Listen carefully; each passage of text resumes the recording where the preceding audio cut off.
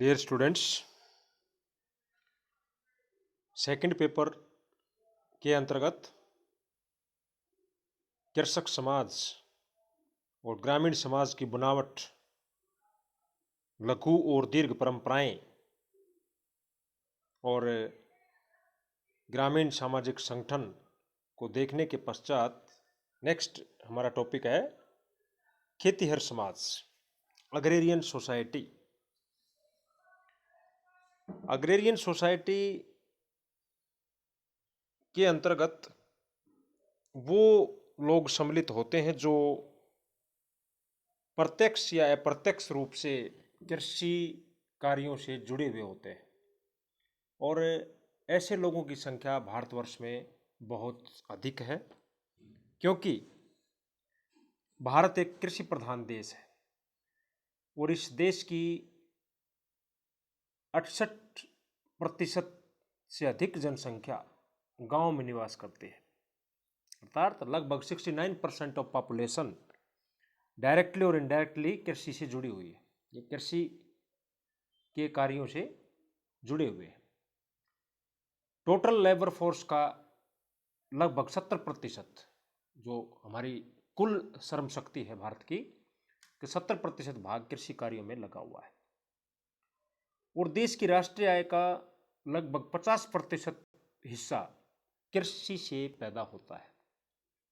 तो कृषि अपने आप में बहुत महत्वपूर्ण है और भारत के समाज को अगर अच्छी तरह समझना है तो कृषि कार्यों को समझना और कृषि कार्य करने वाले लोगों को समझना और आपस में कृषि कार्य में लगे हुए लोग हैं उनके अंदर जो क्या क्या अंतःक्रियाएं और क्या क्या सामाजिक संबंध होते हैं उनको समझना बहुत ज़रूरी हो जाता है।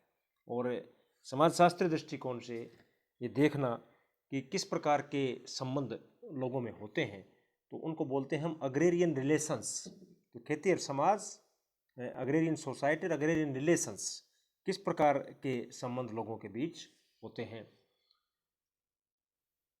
भारत एक विकासशील देश है। यहाँ पंचवर्षीय योजनाओं में ग्रामीण पुनर्निर्माण को प्रमुख स्थान मिला है और कृषि के क्षेत्र में हरित क्रांति लाने का प्रयास किया गया है। 70 के दशक में पंजाब और हरियाणा में स्पेशली ग्रीन रिवॉल्यूशंस, हरित क्रांति जिसको कहेंगे, हरित क्रांति जो है 70 के दशक में आई थी और ये लिमिटेड क्रॉप्स में आई थी शुरू में। बाद में हम इसको कह सकते हैं कि एक हरित क्रांति एक शब्दावली यूज हुई है, उसका अर्थ किस संदर्भ में लिया जाए वो लिया जाता है कि जहाँ बम्पर पैदावार, विशेष रूप से धान और गेहूं की जो बम्पर पैदावार आई उसको हम हरित क्रांति के नाम से जानते हैं। स्वतंत्रता प्राप्ति के बाद भूमि सुधारों के द्वारा किराए पर भूमि जोतने वालों और बटाई पर खेती करने वालों और भूमिहीन श्रमिकों की स्थिति सुधारने की भी कोशिश समय समय पर हुई है। 3 चीज़ें बताई गई हैं, फिर से सुनिए। भूमि जोतने वालों टीनेंट्स, बटाई पर खेती करने वाले शेयर क्रॉपर्स और भूमिहीन श्रमिक लैंडलेस लेबरर्स। तो tenants, share croppers, landless labourers की हालातों में सुधार करने के लिए भी पंचवर्षीय योजनाओं के अंतर्गत काफ़ी प्रयास भारतवर्ष में किए गए हैं और लैंड रिफॉर्म्स के द्वारा, भूमि सुधारों के द्वारा भी ये लक्ष्य काफ़ी हद तक प्राप्त किया जा चुका है। कृषि क्षेत्र में यंत्रीकरण भी हुआ है, मैकेनाइजेशन, जैसे हार्वेस्टिंग लगा लीजिए, कल्टीवेशन लगा लीजिए, ट्रैक्टर का प्रयोग है, अनाज निकालने वाली मशीनों का जो प्रयोग है, कंबाइन मशीन वगैरह, जैसे खास करके उत्तरी भारत में, पंजाब में काफ़ी उन्नत तकनीक का प्रयोग कृषि क्षेत्र में किया जाता है। तो ये सारी चीज़ें आपने देखी, ये भूमिका थी।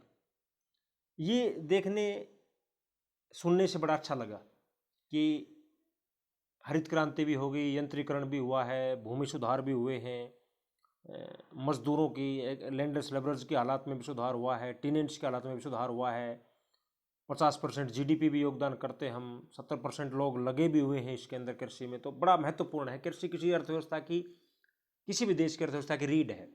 ये सभी चीज़ भारतीय समाज के बारे में सुनने में अच्छा लगा।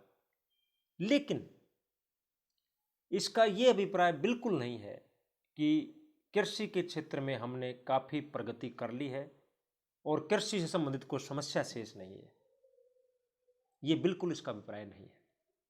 कृषि में अभी बहुत कुछ किया जाना शेष है। इसका सही मूल्यांकन करके वास्तविक स्थिति को जानने के लिए ये जरूरी है कि हम सबसे पहले ग्रामीण कृषि संरचना को समझें। सर्वप्रथम हम क्या करें, रूरल एग्रीकल्चर स्ट्रक्चर को समझें कि what is rural agriculture structure in Indian society. Bharatiya Samaj में ग्रामीण कृषि संरचना वास्तव में क्या है, किस प्रकार की है, और यह जानने का प्रयत्न करें कि ग्रामीण भारत में कृषि संबंध किस प्रकार के हैं। Agrarian relations, what is the meaning of agrarian relation, कृषि संबंध का क्या अर्थ है। भारतीय गांव भूमि के स्वामित्व, नियंत्रण और उसके प्रयोग की दृष्टि से बहुत अधिक विभेदीकृत हैं।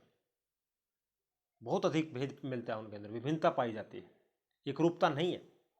और यहाँ पर कृषक भूस्वामियों के अलावा अन्य सामाजिक वर्ग भी हैं, जैसे बटाईदार, भूमिहीन श्रमिक, साहूकार, व्यापारी, छोटे छोटे कुटीर उद्योगों में लगे हुए लोग।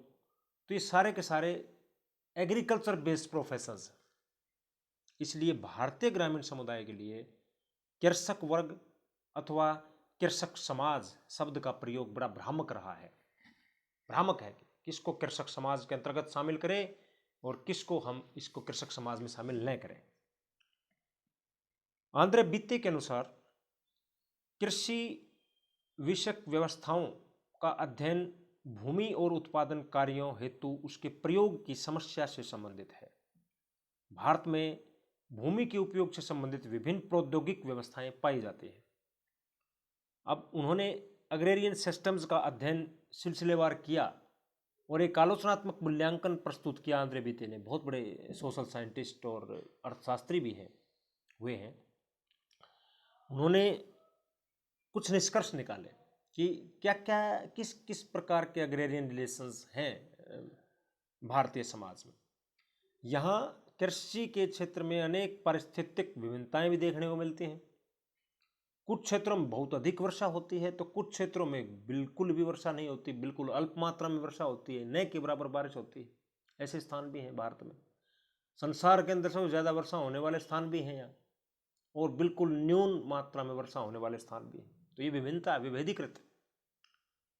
यहाँ कुछ क्षेत्रों में सिंचाई की पर्याप्त सुविधाएं हैं तो कुछ क्षेत्रों में सिंचाई की सुविधाएं नहीं के बराबर है। कृषि कार्यों की प्रकृति वास्तव में बड़ी जटिल है। कृषि कार्यों का विभाजन प्रौद्योगिकी पर आधारित न होकर के सामाजिक संगठन पर आधारित होता है। समाज विशेष की संस्कृति यह निर्धारित करती है कि कृषि कार्यों में पुरुषों की भूमिका क्या होगी और महिलाओं की भूमिका क्या होगी। यानी कृषि के अंदर जो कार्यों का जो बंटवारा है वो बहुत सी जगह पर लिंग आधारित विभाजन है। Gender based division of labour है, वो जेंडर बेस्ड है। तो कहाँ पर पुरुषों के कार्य करने हैं, कहाँ पर स्त्रियों को कार्य करना है। वो कहने का अभिप्राय क्या हुआ कि जो कृषि कार्य हैं वो उनकी जो प्रकृति है वो इतनी सरल नहीं है जितना हम देखते हैं कि कृषि प्रधान अर्थव्यवस्था या कृषि प्रधान देश है भाई, समझने में आसानी रहती है कि भाई कृषि कार्य से जुड़े होते हैं वो कृषक समाज के अंतर्गत माने जाते हैं। ऐसा नहीं है। कृषि कार्यों की प्रकृति सरल नहीं होती है, बड़ी जटिल है। हर स्टेट में, हर क्षेत्र के अंदर अलग अलग कृषि कार्यों की करने के स्वभाव और जो उनके नेचर है उनका स्वरूप अलग अलग देखने को मिलता है। मोटे रूप से कह सकते हैं कि कृषि के जो एक्टिविटीज़ हैं, गतिविधियाँ, वो प्रौद्योगिकी पर, तकनीक पर न होकर के सामाजिक संगठन यानी कि सोशल ऑर्गेनाइजेशन, सोशल सिस्टम पर आधारित होती है। स्त्रीकरण की व्यवस्था और कार्य विभाजन के बीच भी संबंध पाया जाता है। स्त्रीकरण की व्यवस्था मतलब उच्चता से निम्नता के क्रम में, और कार्यों का विभाजन। स्वयं के पारिश्रमिक, स्वयं के पारिवारिक श्रम के द्वारा की जाने वाली खेती अधिक उत्तम प्रकार की मानी जाती है, जबकि किराए, बटाईदारों और भूमिहीन श्रमिकों के द्वारा जो की जाने वाली खेती है वो कम उत्तम मानी जाएगी, कम अच्छी मानी जाएगी, क्योंकि इसके पीछे ये होता है कि स्वयं के श्रम के द्वारा, परिश्रम के द्वारा, जो पारिवारिक श्रम के द्वारा जो खेती की जाती है वो मन लगा करके होती है और उसकी गुणवत्ता होती है, अच्छी होती है क्वालिटी। तो बजाय इसके कि बटाईदार और भूमिहीन श्रमिक उस काम को करते हैं तो उसमें जो है उतनी गुणवत्ता नहीं होती। पंजाब और हरियाणा में गेहूं की खेती विशेषतः, जबकि बंगाल, केरल और तमिलनाडु में गीले धान की खेती होती है। ये भी विभेदीकृत है। तो अलग अलग पार्ट्स में, अलग अलग क्षेत्रों में अलग अलग विशेषता देखने को मिलती है अग्रेरियन रिलेशंस को लेकर के, अग्रेरियन सोसाइटी को लेकर के। सर्वाधिक परिश्रम साध्य कार्य उन्हें सौंपे जाते हैं जो भूमिहीन होते हैं और जो स्त्रीकरण के निम्नतम स्तर पर है, जो स्ट्रेटिफिकेशन के निचले पायदान पर हैं, उनको ज़्यादा श्रम साध्य कार्य सौंपे जाते हैं, कठिन कार्य, यानी कि मजदूरी वगैरह जो कार्य होती है वो, जैसे धान की रोपाई है, बीज की रोपाई है, फसल का निकालना है और ज़मीन का खोदना है, उसको तैयार करना है, ये सब चीज़ हम खुद न करके निम्नतम स्तर के ऊपर जो लोग हैं, जो निम्नतम जातियों के लोग जो होते हैं, उनसे उन लोगों से हम करवाते हैं जो प्राय भूमिहीन होते हैं, जिनके पास एग्रीकल्चर लैंड नहीं होती है। एग्रीकल्चर लैंडलेस लेबरर्स जो हैं वो ज़्यादा श्रम साध्य कार्य करते हैं। स्वयं के द्वारा जो खेती, सेल्फ कल्टीवेशन, उन क्षेत्रों में सामान्य है जहाँ कृषक जातियाँ प्रभावी होती हैं, जबकि बटाईदारी और वेतनभोगी श्रमिकों का प्रयोग उन क्षेत्रों में आम है या सामान्य है जहाँ अकृषक जातियाँ भूमि का स्वामित्व है। देखने की बात यह है कि सेल्फ कल्टीवेशन, स्वयं के द्वारा खेती उन क्षेत्रों में होती है जहाँ की कृषक जातियाँ ज़्यादा प्रभावी हैं, स्वयं करते हैं लोग। जैसे पंजाब हरियाणा के अंदर 18-15 एकड़ ज़मीन, 20-20 एकड़ ज़मीन के अंदर खेती खुद करते हैं लोग, जबकि बंगाल के अंदर 5 एकड़ का जो भूस्वामी है वो खुद खेती नहीं करता, वो किराए पे या बटाईदारी पे करवाता है। तो अलग अलग क्षेत्र में, कहने का अभिप्राय क्या हुआ, अलग अलग क्षेत्र में अलग अलग विशेषताएं पाई जाती है। ग्रामीण समुदाय को ऐसे दो समूह में विभाजित नहीं कर सकते कि जिसमें ये माने कि एक तो कृषि कार्य करता हो और दूसरा वह जो कृषि कार्य नहीं करता हो। ऐसे हम स्पष्ट विभाजन रेखा नहीं खींच सकते। ग्रामीण क्षेत्रों में अधिकांश लोग किसी न किसी रूप में खेती से संबंधित कार्य करते ही हैं, ये मानना पड़ेगा। ये ग्रामीण क्षेत्रों में प्रत्यक्षतः और अप्रत्यक्षतः जुड़े हुए हैं कृषि से।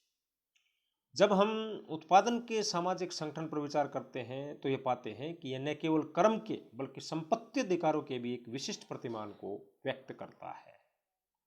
संपत्ति के अधिकार को, या मोटे तौर पर उत्पादन संगठन के 3 प्रमुख पैटर्न मिलते हैं। उत्पादन संगठन के, यानी कि प्रोडक्शन ऑर्गेनाइजेशन, प्रोडक्शन सिस्टम के 3 प्रकार के पैटर्न, प्रतिमान पाए जाते हैं, ढंग पाए जाते हैं। एक तो होता है फैमिली लेबर, पारिवारिक श्रम पर आधारित, बेस्ड ऑन फैमिली लेबर। दूसरा है किराए के श्रम पर आधारित, हायर्ड लेबर। और तीसरा है काश्तकारी या किराए पर भूमि जोतने पर, टेनेंसी जिसको बोलते हैं। तो पारिवारिक श्रम का मतलब जैसे खुद परिवार के इतने सदस्य होते हैं कि वो अपना कृषि कार्य सारा का सारा कर लेते हैं, कोई मजदूरी नहीं देते हैं। दूसरा किराए के श्रम पर, यानी हायर्ड लेबर, इसके अंदर हम मजदूरी देते हैं, वेतनभोगी जो कर्मचारी के रूप में देखते हैं। काश्तकारी, टेनेंसी, कई स्थानों पर इन तीनों प्रतिमानों का मिश्रित रूप भी हमें देखने को मिलता है। जब हम कृषि क्षेत्र में पारिवारिक श्रम, वेतनभोगी श्रम और काश्तकारी अथवा बटाईदारी पर आधारित उत्पादन पर ध्यान देते हैं तो हमारी दृष्टि स्वतः ही भूस्वामी, खेतीहर मजदूर लोगों, काश्तकारों, बटाईदारों और कृषि श्रमों की ओर चली जाती है।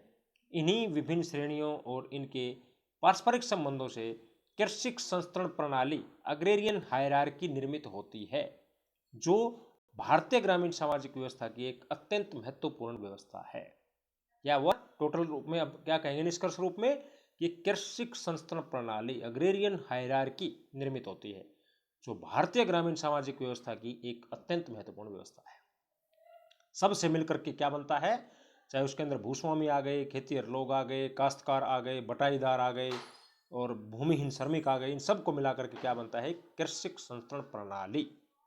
स्पष्ट है कि ग्रामीण कृषि में उत्पादन के संगठन के आधार पर लोग विभिन्न श्रेणियों में बटे हुए हैं, बहुत कैटेगराइजेशन है। ये एक संस्तरण है, उच्चता से निम्नता की, की तरफ और निम्न से उच्च की तरफ, संस्तरण बोलते हैं इसको। इन विभिन्न श्रेणियों के व्यवस्थित अध्ययन के आधार पर ही हम कृषक संबंधों को ठीक प्रकार से समझ सकते हैं। ये एक कृषक संरचना है। शेष अगले वीडियो में। Thank you.